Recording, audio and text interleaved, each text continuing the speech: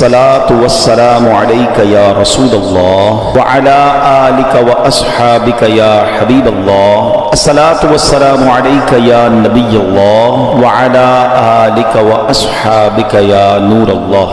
दुरूद पाक पढ़ने के बेशुमार फजाइल व बरक़ात हैं। रसूलुल्लाह सल्लल्लाहु तआला अलैहि वसल्लम ने इरशाद फरमाया, मन सल्ला अलैया फी यौमिन मिअतन मर्रतन क़दल्लाहु लहू मिअत हाजतिन सबईन मिनहा लिआखिरतिही व सलासीन मिनहा लिदुनिया।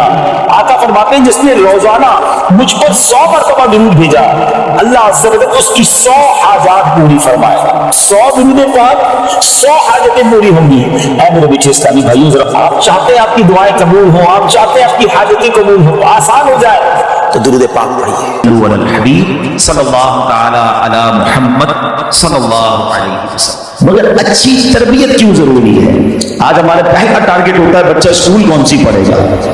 अब तो सुना ऐसी भी स्कूल आ गई कि बच्चा पैदा होने से पहले नाम लिखवा देते हैं लोग कि भाई होने वाला है तो बच्चा हो या बच्ची हो नाम लिख ले, ताकि अगली बार ऐसा ना हो कि टाइम ना मिले। इतनी फिक्र है स्कूल जाएगा, कौन सी स्कूल में जाएगा, ये फिक्र है कि जनाब आगे कौन सी डिग्री हासिल करेगा। बाज़ औक़ात लोग मिलते हैं, बताते भी हैं कि मेरा बेटा फलां बैचलर है तो MA है तो डिप्लोमा होल्डर है तो फलां मुल्क में पढ़ रहा है। मैं नहीं कहता दुनियावी तालीम न पढ़ाएं, शरई बाउंड्रीज के साथ अगर आपको दुनियावी स्टडीज करवानी है करवाएं, लेकिन पहले ये सोचे कि मेरे मरने के बाद या मेरी जिंदगी में दोनों चीजों में कौन सी तालीम है जो इसको मेरे भी करीब कर देगी, रब के भी करीब कर देगी। और वो तालीम वो दीनी तालीम है। क्या खूबसूरत दीन है हमारा। हमने अपने बच्चे को दीन की तरफ नहीं लगाया। अगर हम बच्चे को दीन की तरफ लगा देते, दीन उसको हमारी खिदमत की तरफ लगा देता। हम बच्चे को कुरान और हदीस सिखाते, कुरान और हदीस उसको हमारी खिदमत सिखा देते। हम आज ये तकलीफ उठा रहे हैं, इसकी एक वजह ये भी है कि बच्चा हमने दीन से दूर कर दिया। अगर आप चाहते हैं कि आपके बुढ़ापे का सहारा आपके बच्चे बने, आपके मरने के बाद भी आपके लिए सदका जारिया बने, तो आपने अपने बच्चों को दीन की तरफ लाना है। कुछ औलादे वो हैं जिनकी माँ बाप ने तरबियत ऐसी की, हम नहीं जाते तो खुद राब्ता कर रहे होते हैं कि माँ का इंतकाल हो गया, यार कुछ कुआं खुदवाना है, कोई मस्जिद बनानी है, तो मदरसे में मेरी माँ के लिए मुझे कुछ करना है। क्यों? माँ ने तरबियत ऐसी की, वालिद ने तरबियत ऐसी की, उन्हें माहौल ऐसा दिया कि माँ बाप के मरते ही उन्हें फिक्र हो गई कि मेरी माँ कब्र में अकेली है, मेरा वालिद कब्र में अकेला है, उसने रोज मुझे खाना खिलाया था, आज मैं रोज उसे सवाब पहुंचाने का कोई इंतजाम करूं। ये उस बच्चे के दिल में ख्याल कैसे आया? क्योंकि अल्लाह ने उसे अच्छा माहौल अता किया, माँ बाप ने उसको उस माहौल की तरफ बढ़ाया। तो खुदारा अपने बच्चों की ऐसी तरबियत करो कि बुढ़ापे में भी तुम्हारा साथ दे और मरने के बाद भी तुम्हारे लिए सदका जारिया का बाइस बन जाएं। आपके बच्चे आपके कदमों में रहेंगे अगर आपने बच्चों को दीनदार बना दिया। अल्लाह करे ये फॉर्मूला समझ आ जाए ना। हम समझते बच्चा मेरी बात माने, मेरी क्यों नहीं मानता? अरे पहले से अल्लाह रसूल की बात बनाने वाला बना दो, ये तुम्हारी भी मानने वाला बन जाएगा। क्योंकि जब ये जाएगा ना दीन की तरफ, इसे कुरान माँ बाप की तरफ भेजेगा, इसे हदीस माँ बाप की तरफ भेजेगी, इसे उलमाए किराम माँ बाप की तरफ भेजेंगे। तो मैं यहाँ वालिदैन से गुजारिश करूंगा। ये बड़ा मुजर्रब एक अमल हमने देखा, बुजुर्गों से सुना कि जिसके यहाँ बेटा ना होता हो या बेटे की तमन्ना हो तो वो सैयदना हमजा रज़ियल्लाहु तआला के मज़ार पर हाजिरी देकर ये तमन्ना करे कि या अल्लाह इनकी बरकत से मुझे बेटा अता फरमा, और जब बेटा अता होगा तो मैं इसका नाम हमजा रखूंगा। कई हमजा मिले मुझे, ये बताया था, हमने वहां जाके नियत की और ये हमजा हमें मिल गया। तो चले जो नहीं जा सकते आज उनका तसव्वुर करके अल्लाह से दुआ करनी कि अल्लाह उनके सदके बेटा अता फरमा दे। हम बेटा नबी पाक के मुबारक चचा के नाम पर हमजा रखेंगे। मेरा करीम मौला देने वाला है और अच्छों के सदके हम पर भी करम हो जाएगा। आपको मशवरा देता हूं कि अपने बच्चे को दीन की तरफ भेजिए, उसको इनकरेज कीजिए। अगर वो मस्जिद में जाता है उसकी हौसला अफजाई कीजिए, अच्छे माहौल से उसे वाबस्ता कर दीजिए। वल्लाह आप अपने बच्चे को दीन की तरफ लगा दीजिए, दीन उस बच्चे को आपके कदमों में डाल देगा, दीन आपका फरमाबरदार बना देगा। क्योंकि वो जब कुरान पढ़ेगा माँ बाप के आदाब सुनेगा, जब वो हदीस पढ़ेगा उसको वालिदैन का अदब पता चलेगा, तो मेरी दुनिया भी अच्छी हो जाएगी अगर मेरी औलाद नेक बन जाए। और सुभान अल्लाह मरने के बाद तो नेक औलाद ने काम आना है।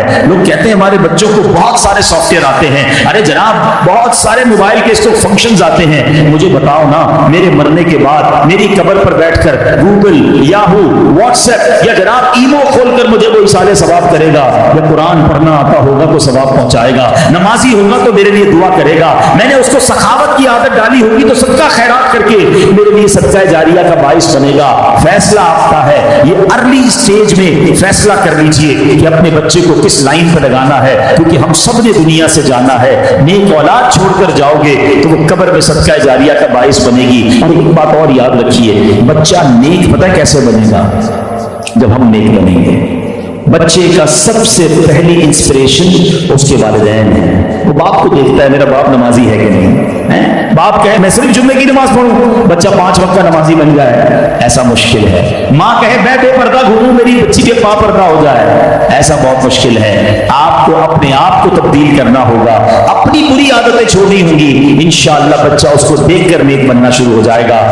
دنیا میں کوئی بندہ بڑی ڈگری ہولڈر ہو جائے نا, بڑا افسر بن جائے, بڑے جناب اس کے پاس یوں سمجھیے کہ ڈپلومے ہوں, ہم نے دیکھا ہے کہ اب ماں باپ اس سے ڈر کے بات کر رہے ہیں کہ کہیں بچے کو برا نہ لگ جائے, بڑا افسر ہے, بہت پڑھا لکھا ہے, بڑا ڈگری ہولڈر ہے. مگر سچ بتاؤں کہ جب کسی کا بیٹا عالم بن جاتا ہے نا, مفتی بن جاتا ہے نا, تو اب وہ بیٹا ڈرتا ہے کہ کہیں ماں باپ کو برا نہ لگ جائے, کیونکہ اس کو شریعت نے بتایا ہے کہ ماں باپ کو اف نہ کہنا, ماں باپ کو تکلیف نہ دینا, ان کی دل آزاری نہ کرنا.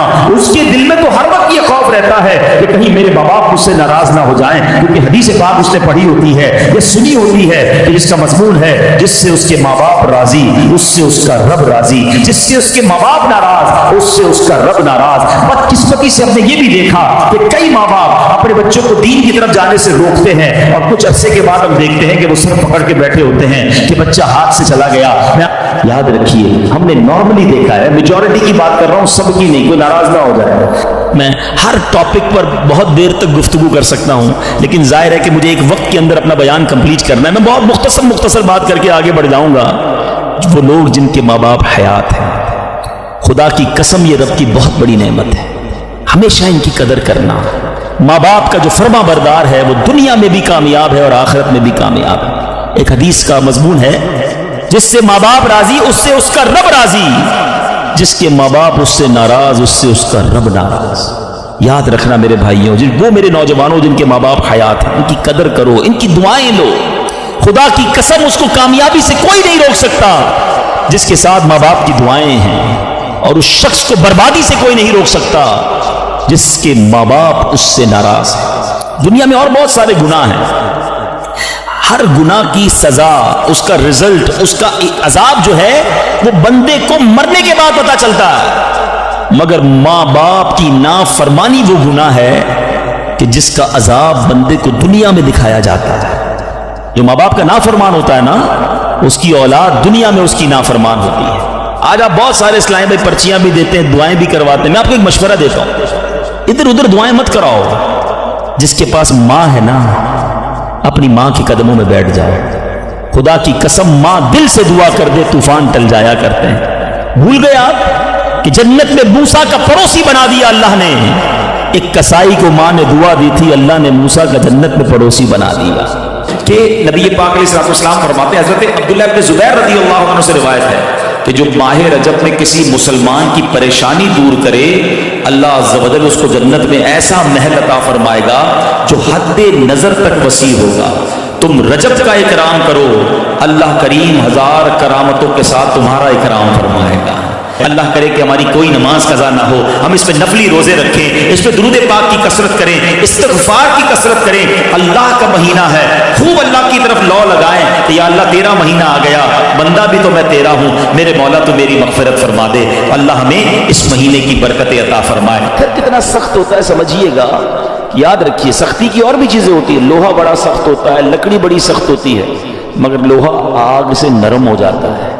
لکڑی پانی سے نرم ہو جاتی ہے, مگر پتھر کتنا سخت ہوتا ہے, نہ آگ میں گلتا ہے نہ گرمائش میں پگھلتا ہے. ہتھوڑے مار مار کے اس کا برادہ تو کر سکتے ہیں, چورا چورا کر سکتے ہیں, مگر نرم نہیں کر سکتے. تو قرآن نے مثال کیا دی کہ دل پتھر سے سخت ہو گئے. اچھا پھر کہا او اشد قسوہ, پتھر سے بھی زیادہ سخت ہو گئے. اللہ اکبر. ان دلوں کا عالم کیا ہوگا کہ جن کو قرآن کہہ رہا ہے کہ تمہارے دل پتھر جیسے سخت, بلکہ اس سے بھی زیادہ سخت ہو گئے. اللہ اکبر. اے میرے پیارے اسلام, حالانکہ پتھر کی ایک اور تعریف قرآن خود آگے بیان فرما رہا ہے وَإِنَّ مِنَ الْحِجَارَةِ لَمَا يَتَفَجَّرُ مِنْهُ الْأَنْهَارُ، پتھر میں تو کچھ وہ ہیں جن سے ندیاں بہتی ہیں، وَإِنَّ مِنْهَا لَمَا يَشَّقَّقُ فَيَخْرُجُ مِنْهُ الْمَاءُ